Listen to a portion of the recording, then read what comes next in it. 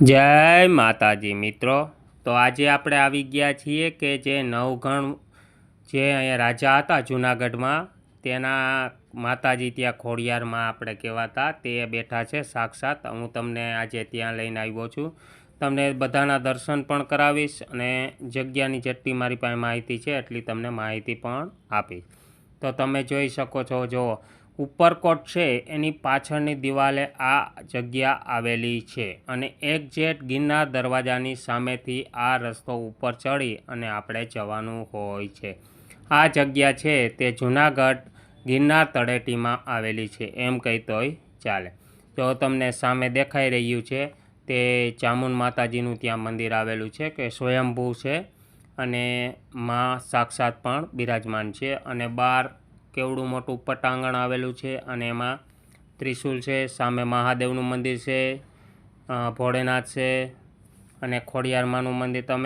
હું આજે તમને બધાના પણ દર્શન તો કરાવીશ। તો મારી સાથે જો મારી ચેનલમાં નવા હોવ, પહેલી વાર હોવ તો મારી ચેનલને લાઈક કરજો, શેર કરજો અને સબસ્ક્રાઈબ કરવાનું ભૂલતા નહીં। તમે જુઓ તમને અત્યારે હું તમને મહાદેવના દર્શન નહીં, હનુમાનજીના દર્શન છે, હનુમાનજીના દર્શન કરવા લઈ જઈ રહ્યો છું। તમે જુઓ હનુમાનજીનું મંદિર આવેલું છે, ત્યાં મોટું વિશાળ મંદિર છે। તમે જુઓ સામે દેખાય છે પંચમુખી હનુમાનજી કે 5 મુખવાળા હનુમાનજીના તમને હું દર્શન કરાવી રહ્યો છું અને મંદિર પણ એટલું સરસ મજાનું છે અને આ મંદિર છે એનો ઇતિહાસ પણ સારો એવો છે, તમે જોઈ શકો છો અને મૂર્તિની પણ એટલી એમ છે કે એમ કંઈ કે કોઈ પણ માનતા કરો તમારી માનતા ફળે છે। અહીંયા સમાધિ આવેલી છે અને આ સામે છે તે શનિદેવ છે, તમને એના પણ દર્શન થાય। જો શનિદેવના તમને દર્શન થાય છે।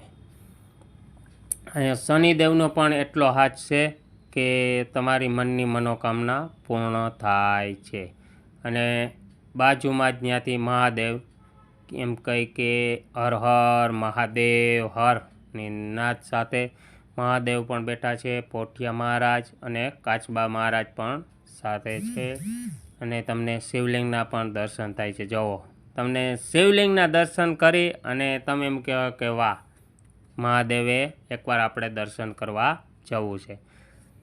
જુઓ તમને આખું મંદિર બતાવી રહ્યો છું અને મંદિર પણ એટલું સરસ મજાનું આવ્યું છે અને રાજા નવઘણ જ્યારે અહીંયા આપણે રાજા હતા ત્યારે અહીંયા કાયમી માટે દર્શન કરવા આવતા।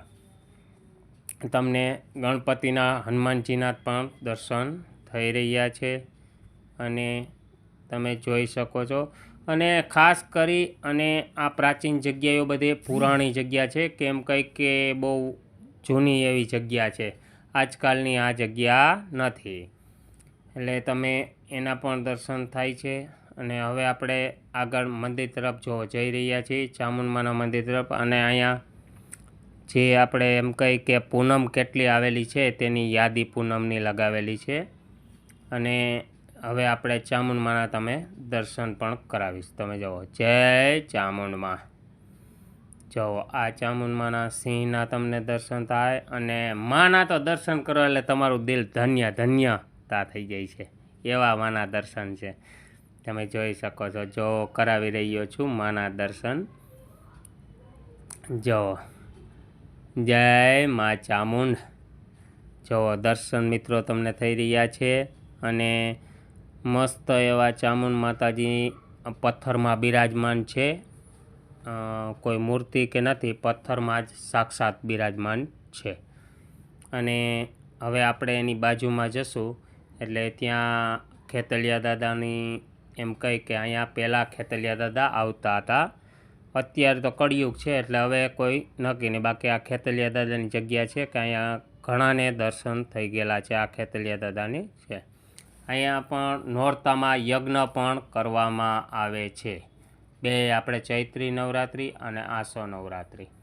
હવે આપણે ખોડિયારમાંનું મંદિર આવેલું છે કે જે હું તમને કહેતો હતો કે ખોડિયારમાંના દર્શન કરાવીશ। આ સાક્ષાત માં છે અને માં પથ્થર રૂપે ત્યાં બિરાજમાન છે, ત્યાં મૂર્તિ કે કાંઈ નથી, પથ્થર રૂપે પથ્થરમાં જ મા બિરાજમાન છે.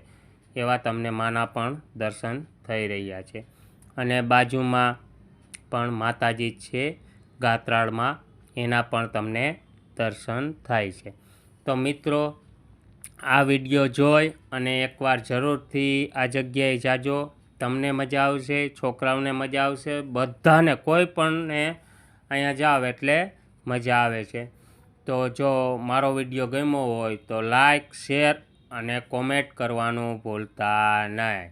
જય માતાજી, જય મહાદેવ.